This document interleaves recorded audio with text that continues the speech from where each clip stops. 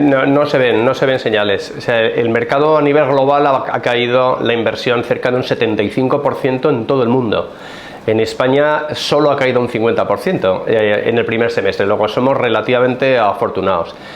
Pensamos en nuestros modelos de correlación y de predicción, pensamos que lo peor del mercado en España debería ocurrir hacia finales de este año, con lo cual una cierta recuperación en términos de valor, otra cosa es que se casen operaciones, pero en términos de valor lo peor debería ocurrir hasta el último trimestre y empezar a recuperarse, a comprimirse las yields probablemente en el segundo semestre del año 2024. En términos generales, como una idea fuerza, es que el valor de los activos que había el 1 de enero del 2022 no se recuperará hasta finales del año 2026.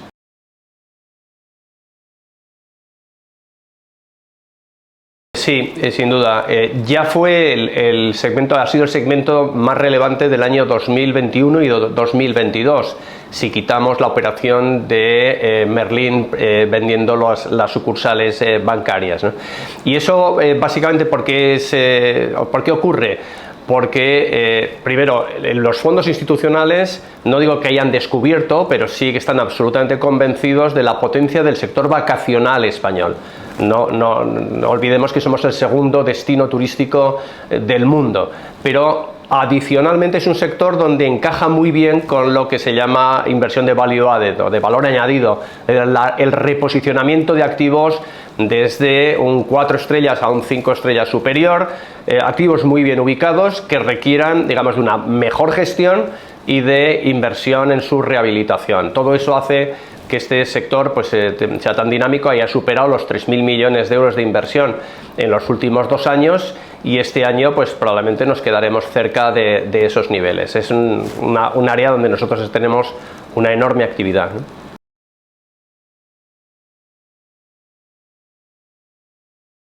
No lo creemos, porque una burbuja sería que se estuviese comprando a niveles de rentabilidades muy por debajo de mercado. Es decir, encaja bien en la estrategia de inversión, primero porque frente a una gran creación de valor en el reposicionamiento de hoteles que necesitan CAPEX y necesitan una gestión, digamos, de más alto nivel, el coste financiero no es muy relevante. O sea, una inversión en un hotel puramente urbano que fuera exclusivamente por rentabilidad, o sea, una yield del 5,5%, eso está fuera de juego, porque ahí el mercado digamos, no se ha ajustado en términos de compradores y vendedores.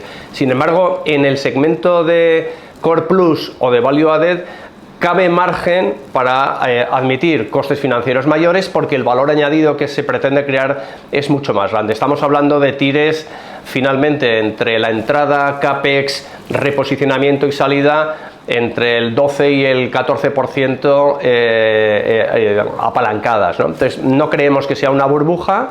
Hay un fenómeno también interesantísimo. Mallorca y las islas mallorquinas se han considerado ya por todo el mercado como un destino lógico del turismo de lujo, que compite con la Costa Azul o con la zona norte de Italia, y también es un área en la que está entrando mucho dinero sin poner en cuestión, digamos, esa estrategia que la vemos muy razonable. O sea, el mercado sigue muy fuerte y es de los pocos mercados que siguen con una pujanza muy elevada y sin burbuja.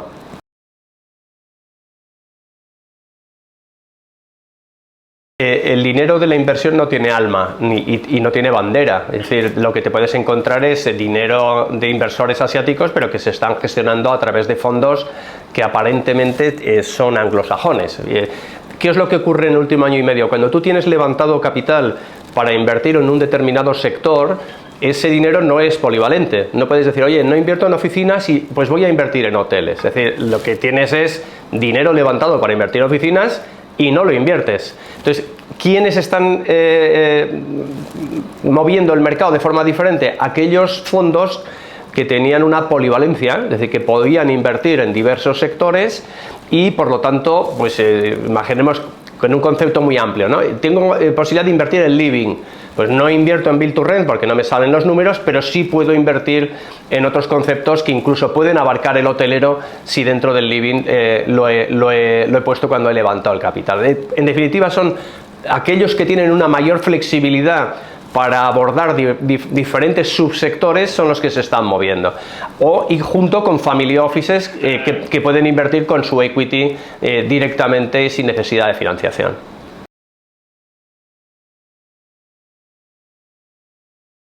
Digamos, la diferenciación ya es enorme.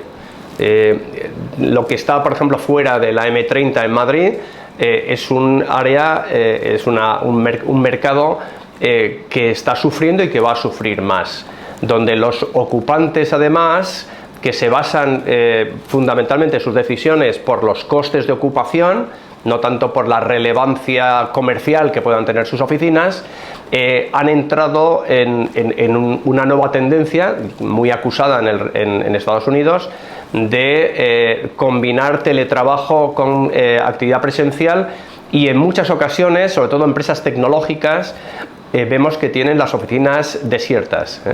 Esa es un cambio de paradigma en el mercado que ha venido para quedarse, y por lo tanto esa parte o ese tipo de oficinas, aunque sean magníficas desde el punto de vista de eficiencia, de niveles de sostenibilidad, etcétera, pues le toca pensar en reconvertirse en usos alternativos a las oficinas en un porcentaje no desdeñable. Sin embargo, dentro de la M30, en los ejes más relevantes, en las zonas prime, digamos que el ocupante busca otro factor, un factor más comercial, de cercanía a los clientes, de comodidad para los empleados, y no es un mercado tan grande. Digamos, lo que sí se ha ido sustituyendo en los últimos años, los últimos 15 años, es de ocupantes que eran empresas del IBEX 35, ahora somos empresas casi de servicios. Digo, también incluyo a Colliers, que estamos en ese eje, ¿no? Empresas de servicios, consultores, auditoras, empresas de abogacía, fondos de inversión, gestores patrimoniales. Tenéis un mercado diferente donde la necesidad de trabajar conjuntamente en equipos hace que el teletrabajo sea pues un porcentaje muy pequeño. No soy de los que opinan que la tendencia de Estados Unidos solo es aplicable a Estados Unidos.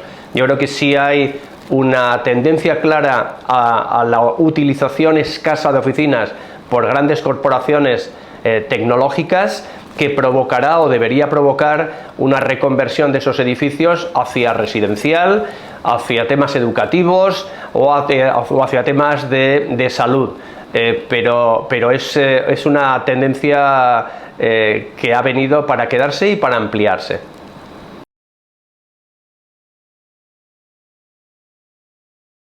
Sí, en Madrid tenemos, digamos, una esperanza en la aprobación prometida del cambio de ordenanzas municipales. La reconversión de oficinas hacia el residencial muchas veces no es posible desde el punto de vista técnico. Espacios de mucha profundidad o que no puedas abrir las ventanas, pero dentro de lo que es el uso terciario, pues sí pueden tener igual una salida como apartamentos turísticos. Hay que echarle imaginación. Ahí algunos de estos activos pues que no se podrán reconvertir nunca y tendrán que seguir peleando en las ligas menores de oficinas a base de tener, digamos, ventajas de rentas muy bajas. ¿Es un drama? No es un drama. Responde también a un cambio de mentalidad de lo que es una empresa. Las empresas que tienen estos problemas de desocupación de sus oficinas, creo que también tienen un problema de mantenimiento de lo que es el alma o el espíritu de la empresa cuando los trabajadores no quieren ir a trabajar a espacios físicos, ¿no? La utilización de las oficinas o no es casi la punta del iceberg de un problema más grave, de que es que esas empresas han perdido la cohesión interna de sus propios equipos, ¿no? Pero eso lo veremos más acusado en el futuro próximo, y efectivamente pues habrá que echarle imaginación para poder reconvertir todos esos activos, ¿no?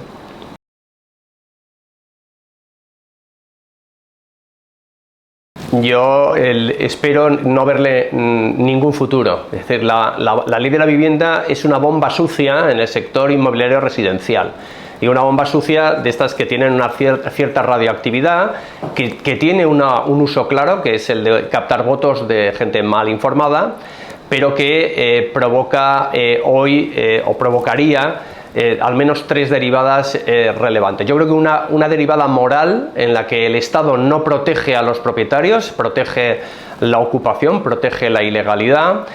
La segunda derivada es un tema procedimental, es decir, protege supuestamente a colectivos vulnerables, pero dentro de la ocupación o cuando vas a iniciar un desahucio tienes tú como propietario que requerir a quien te está ocupando la vivienda una especie de test de que te ocupa la vivienda por necesidad y no por vicio. Y luego hay un tercer elemento muy relevante y que no se ha comentado en el mercado, que de aplicarse la ley de la vivienda muy probablemente afectaría al rating crediticio del sector hipotecario. Es decir, la posibilidad de acceder a la garantía por parte de un banco disminuye, se empeora, y por lo tanto en titulizaciones, en el coste de la financiación hipotecaria, no solo al sector, o sea, no necesariamente al sector de vivienda en alquiler, sino al de vivienda, cualquier tipo de vivienda, se encarecería.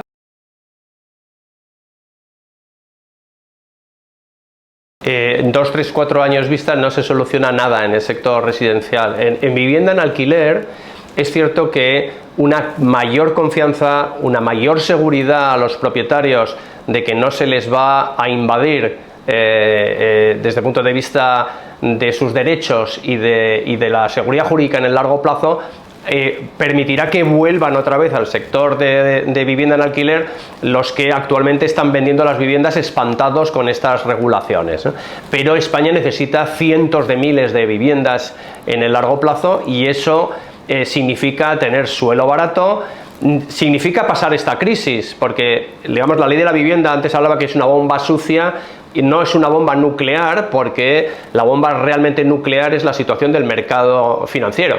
Que decía, hoy no se puede financiar la construcción de vivienda en alquiler porque no salen los números, y con carácter general se han aumentado 100 puntos básicos las yields de este sector, con lo cual hace que te baje el precio teórico un 25%, que no se sostiene cuando lo comparas con el build to sell, que sigue manteniendo una pujanza. Por lo tanto, en 2 o 3 años yo creo que sí se puede cambiar lo que es la percepción de seguridad jurídica, del interés de invertir en este sector, sobre todo por particulares, y muy probablemente tardemos un año y pico en tener un mercado más estabilizado en el que vuelva la inversión institucional a invertir. Mientras tanto, pues hay posibilidades de hacer o de sortear esta crisis a través de colaboración público-privada y de derechos de superficie, ¿no? Pero vamos, digamos, necesitamos, como el comer, que se estabilice financieramente el mercado y que se dé seguridad jurídica en el largo plazo a los propietarios.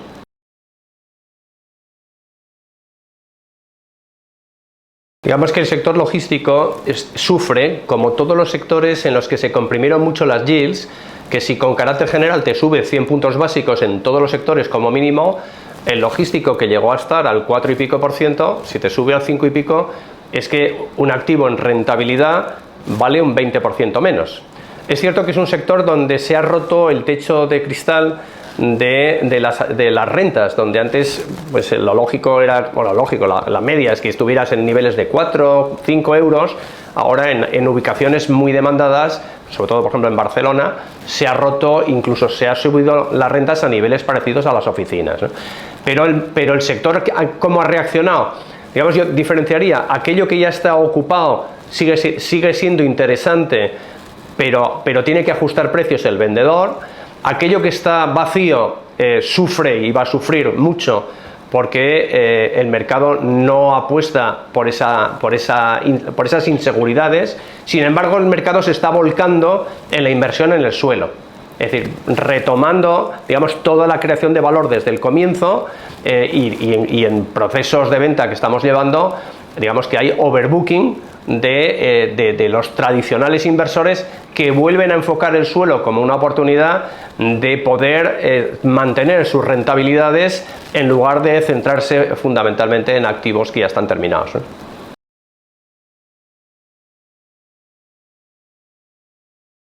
Los parques comerciales incorporan respecto a los centros comerciales una serie de características que les hace diferentes, ¿no? La primera, son polivalentes, es decir, en el caso de que no funcione un cajón o dentro de un parque alguna serie de cajones comerciales, son reconvertibles a logística o a logística cercana, ¿no?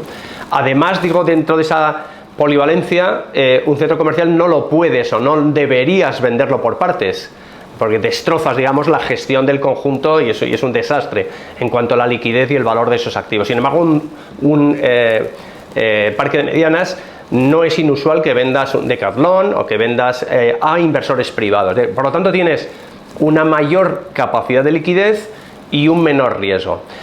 Por lo tanto, ahí están apostando inversores especializados, pues también pues, a reposicionar parte de los parques comerciales. Sí, por otro lado, nos estamos llevando a la sorpresa de que la inversión en centros se reactiva. Se está reactivando en muchos casos con una perspectiva de reposicionamiento o casi distrés. Se están comprando centros entre el 8 y el 12% de rentabilidades, que no significa que nos hayamos vuelto locos, sino que son centros que están sufriendo y que tienen unas zonas desocupadas. Lo interesante es que se reactiva el interés, valga la redundancia, de inversores institucionales que se sienten con capacidades de levantar centros que están tambaleándose y reposicionarlos a base de experiencia y de gestión, ¿no?